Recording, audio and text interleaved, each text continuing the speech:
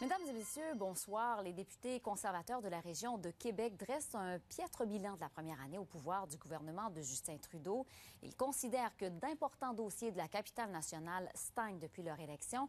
Olivier, les députés ont voulu montrer qu'ils ont à cœur. Maintenant, scène provinciale, les députés péquistes étaient réunis à Victoriaville pour peaufiner leur stratégie en vue de la rentrée parlementaire de leur nouveau chef, Jean-François Lisée, à l'Assemblée nationale mardi et l'élection partielle dans Verdun.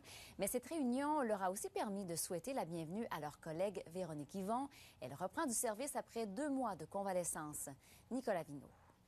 L'Université Laval resserre la sécurité dans les résidences du campus universitaire. 2 présumées agressions sexuelles seraient survenues dans une des résidences. Des individus se seraient introduits par effraction dans plusieurs chambres. Marc-Antoine Lavoie. Une centaine de parents et d'enfants sont descendus dans les rues de Québec pour déclarer leur amour au centre de la petite enfance.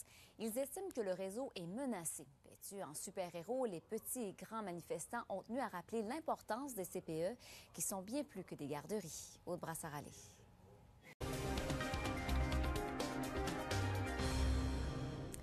C'était il y a tout près d'1 an. Des femmes autochtones sortaient de l'ombre à Val-d'Or pour dénoncer l'intimidation et les abus de certains policiers de la Sûreté du Québec. Le gouvernement Couillard s'apprête maintenant à doubler l'aide aux Autochtones qui vivent en dehors des réserves. Voici ce qu'a appris Hugo Lavallée. Et justement, le cas de Val-d'Or est un bel exemple de l'impact que peuvent avoir des femmes qui brisent le silence. Rappelez-vous, il y a 2 ans, c'est le procès de l'animateur Gian Gomeshi qui a incité des milliers de victimes à dénoncer leurs agresseurs sur les médias sociaux, entre autres.